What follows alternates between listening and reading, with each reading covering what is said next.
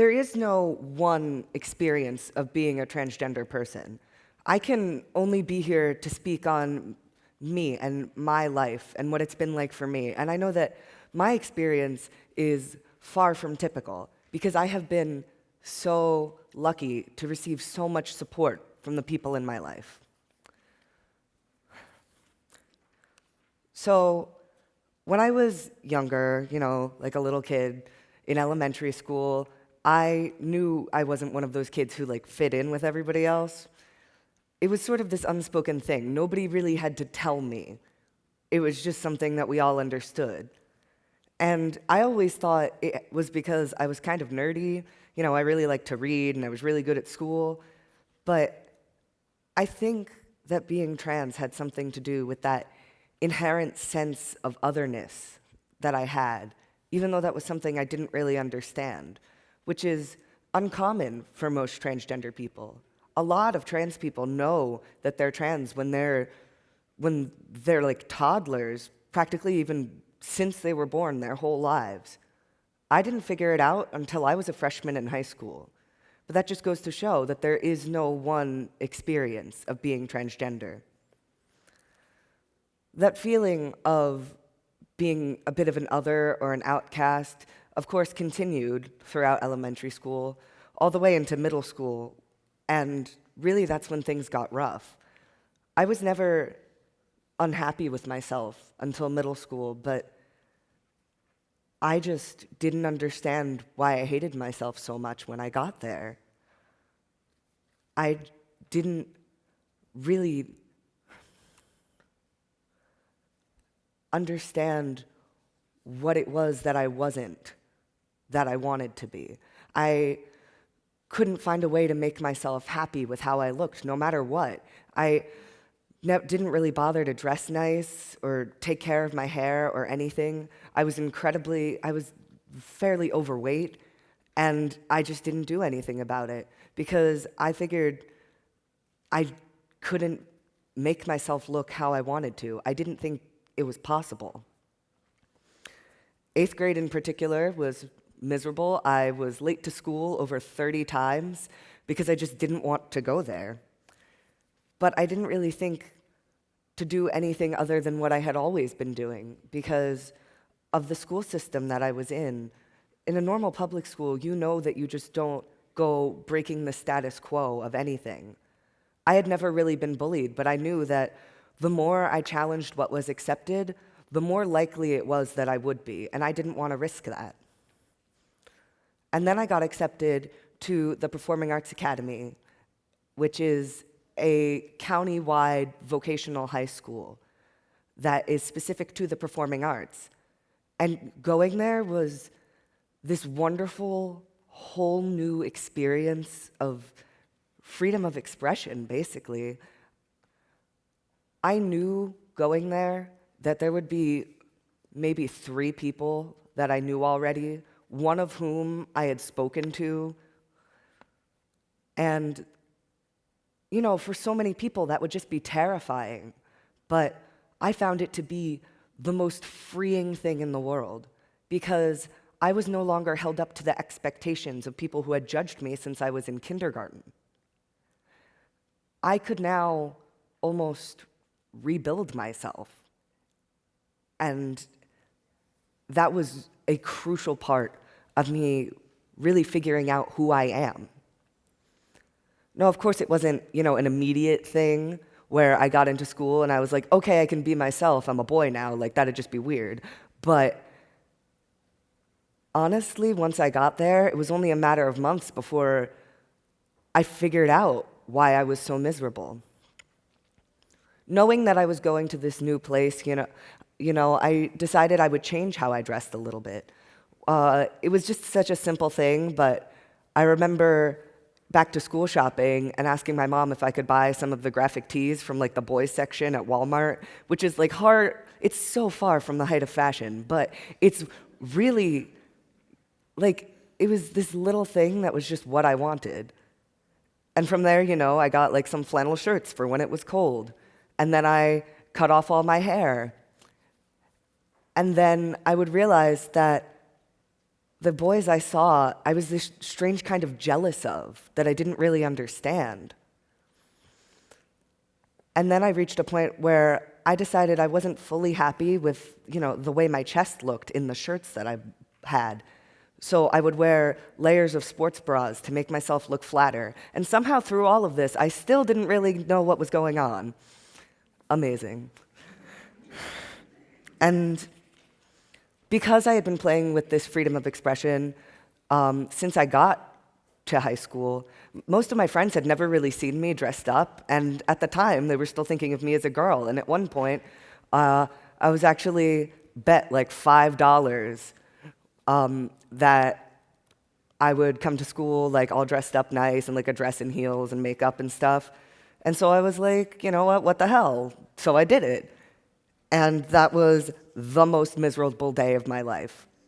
I didn't realize until I had been doing more of what I wanted to do and being more of who I felt like I was, how much I hated that. All day, people were telling me that I was beautiful, that I had the loveliest hair and the loveliest eyes, and why didn't I dress like this more because I looked so great. And it's almost like it hurt to hear them say that I was beautiful. And it didn't make any sense to me. And, throughout that school day, I just got more and more frustrated to the point where I found myself like near tears in the bathroom looking at myself. And I had the most important realization. For all this time, I thought I was so miserable, and I thought it was because I wasn't pretty enough. But I realized that what I wanted, I didn't want to be pretty. Now, I still didn't really connect that to meaning that I was trans, because that's not an immediate jump you really make.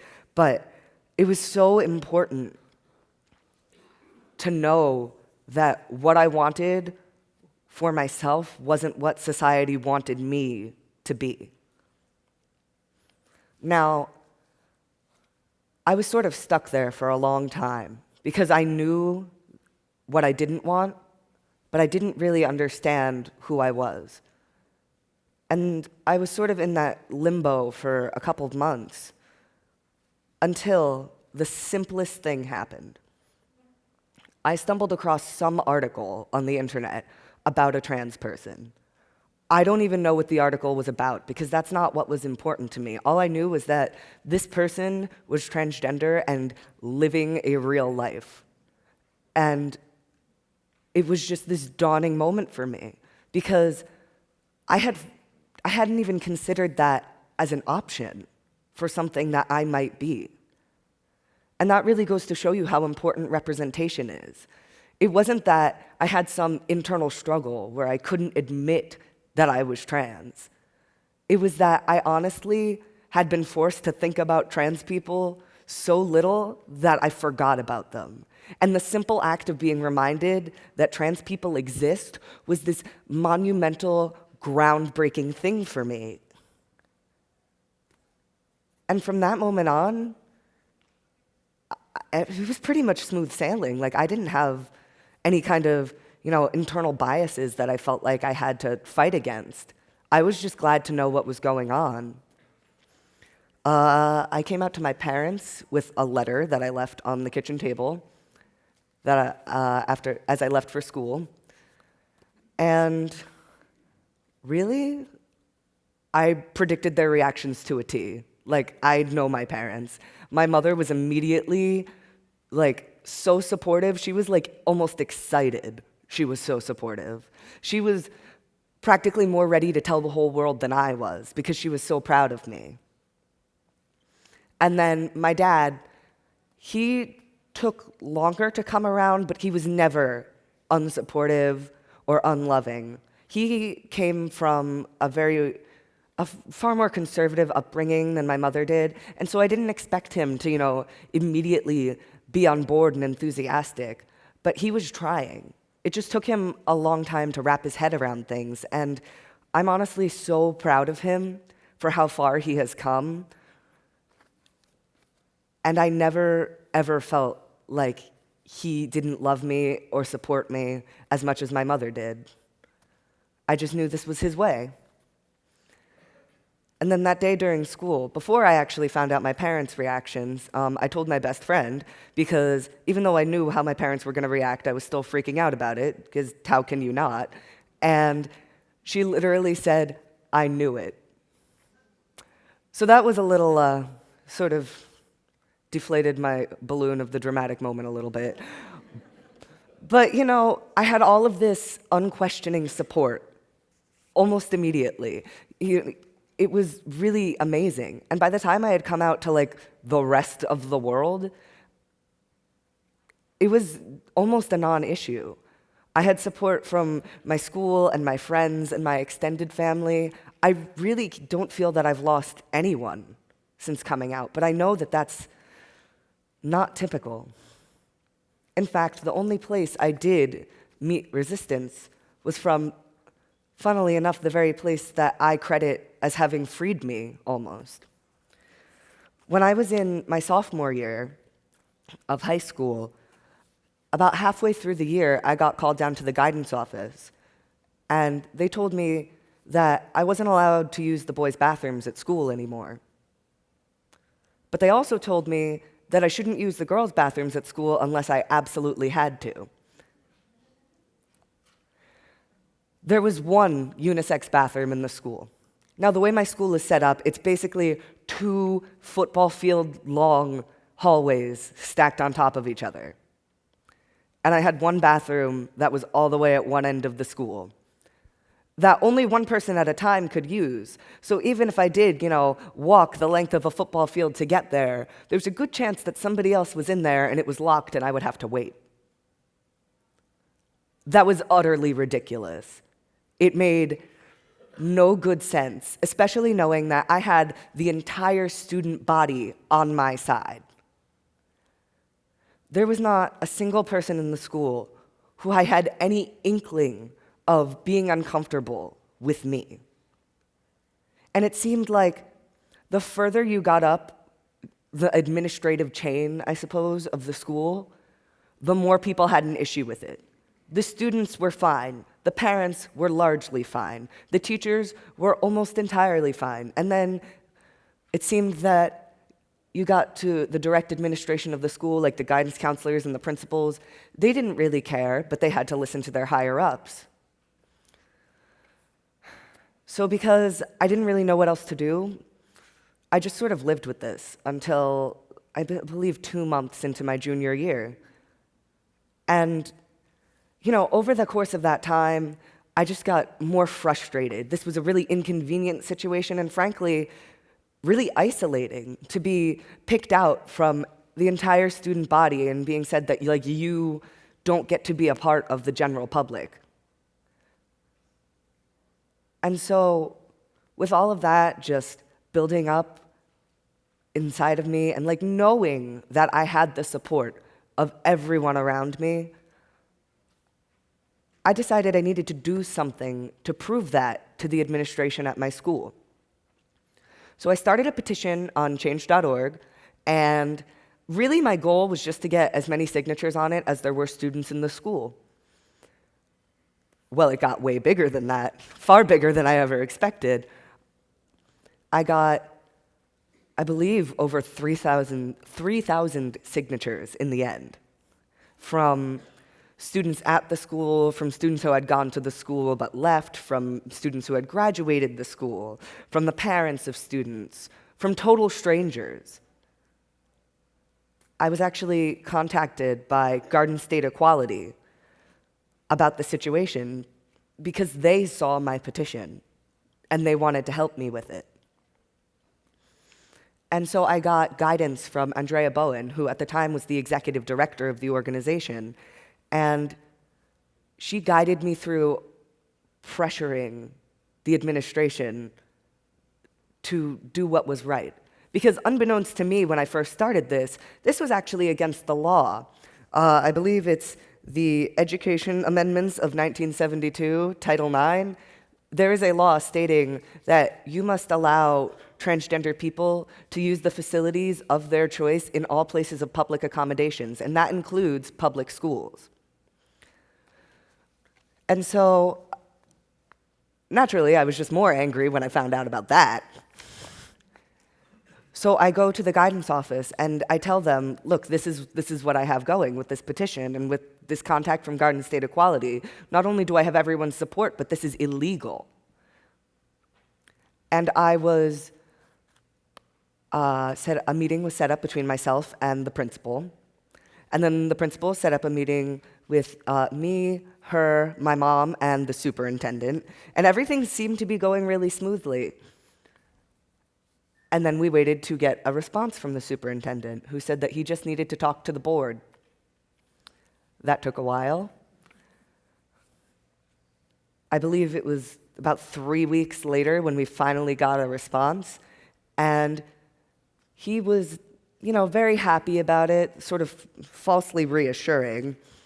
And he was saying, congratulations, we've decided that you can, do the thing the law says you can do. And so my mother, God bless her, had the thought to ask if this applied to all transgender students within the district. And his reply was, we'll take it on a case-by-case basis. That is a completely BS answer, and we all know it, because this is the law. And so, with the help of Garden State Equality, I did a few news stories to, promote awareness of this law and of the rights of transgender students. I was on, there was an article in BuzzFeed and ABC News, and it was crazy. But somehow it seems that this still isn't enough, because I know recently a policy was going through in the Toms River School District, or was trying to go through, that would basically reiterate what state law already says. And yet people are opposing it, and they've decided to put the issue to the side for discussion later. It's amazing how little people seem to know about their own rights, and how difficult it is sometimes to access the information. And so I'm hoping to continue to use my place of privilege and luck and support to spread more awareness about this issue. Because it's so much bigger than this. That is really the only discrimination I have ever faced as a transgender person. I mean, it was a stupid thing and it shouldn't have had to happen, but it is nothing in the grand scheme of things. I am so lucky to have the support I have. There are transgender teenagers, being kicked out of their homes or abused by their parents because they trusted them to accept who they really were. There are trans people who drop out of high school or kill themselves because they're being bullied so horribly every single day. And even if they do manage to make it out of high school and go out into the world, there are strangers who will beat them or sexually assault them or kill them just for daring to be who they are in a world that wants nothing to do with them. That is ridiculous. For something as simple as this, for anything, frankly, but especially for something as simple as this, it just should not be happening. I live basically in this happy little bubble of acceptance and of support, and I am so grateful for it. But in about 5 months, I'm going to go away to college, and I'm going to get my first taste of independence and fending for myself. And of course, my family will always be there for support. My friends will always be there to support me. But there's still this fear of how being trans in this world is going to impact me. Now, I know that this fear I have is, it's really only slightly justified because of the profession I'm going into, continuing on with the performing arts. But it's still a real thing. And I don't believe that we should ever live in a world where someone has to be afraid to be who they are. I dream of a world when no one will hide who they are just because they're afraid of what someone will do to them because of it. Thank you.